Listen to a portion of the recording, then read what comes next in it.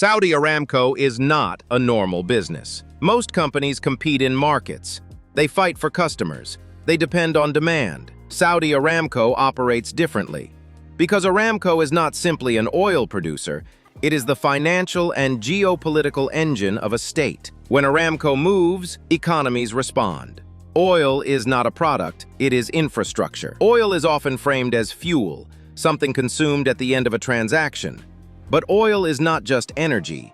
It is the base layer of transportation, manufacturing, shipping, food, supply chains, industrial production. Modern life runs through oil whether people notice it or not. When you control oil, you don't control a commodity. You control infrastructure. Aramco's scale is systemic. Saudi Aramco is one of the largest and most profitable companies in the world, not because it sells more efficiently, but because it sits on the cheapest, most abundant reserves on Earth. Its advantage is geology, and geology becomes power when demand is global. Aramco is not competing on innovation, it is operating from position.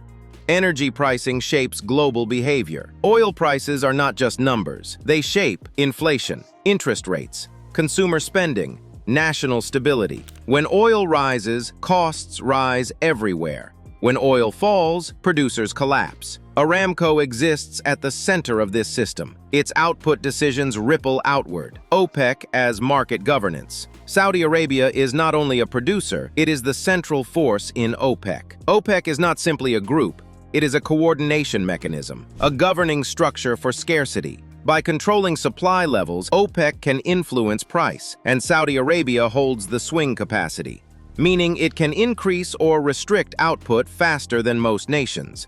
That makes Aramco not just an oil company, but an instrument of market control. Restriction creates leverage. Aramco does not need to maximize production, it needs to maximize leverage.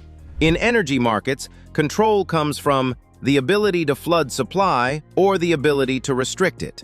The power is not just selling oil, it is holding the valve. Aramco funds the state itself. Most corporations pay taxes. Aramco funds national strategy. Its revenue underwrites government spending, national modernization, sovereign investment, geopolitical influence. Aramco is not separate from Saudi Arabia. It is embedded inside it. The company is the treasury, the sovereign wealth model. Saudi Arabia uses oil wealth to buy permanence. Through vehicles like the Public Investment Fund, oil cash is converted into technology investments, infrastructure, global assets, future diversification. Aramco is the engine. The fund is the deployment arm. Oil becomes capital. Capital becomes influence. Energy as geopolitics. Energy is never neutral. Countries depend on supply chains. Importers depend on exporters. Aramco sits inside that dependency network. It affects relations between the United States, Europe, China, emerging markets. Energy is one of the few forces that can move diplomacy instantly. Aramco is part of that equation. Why Aramco can't be replicated? No competitor can recreate Aramco's position. Because Aramco's advantage is not execution, it is location. The reserves are where they are, and global demand remains structurally tied to them. Aramco is not a startup story. It is a geographic reality turned into economic power. The illusion of transition. The world talks about moving beyond oil, but transition takes decades. Even as renewables grow, oil remains embedded in plastics, aviation, shipping, industrial processes. The world cannot exit oil quickly. Aramco understands this. Its strategy is patience. It operates with long timelines because the infrastructure cannot shift overnight. The real business model.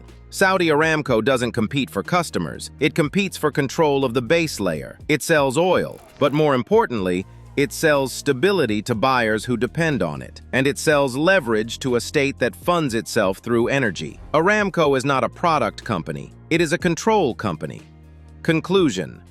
Saudi Aramco's power is not branding, it is not marketing, it is structural. It sits beneath the global economy as an energy foundation. Oil is infrastructure. Infrastructure is leverage, and Aramco holds the valve. That is why Saudi Aramco isn't just the world's largest oil company, It is one of the most powerful economic instruments on Earth.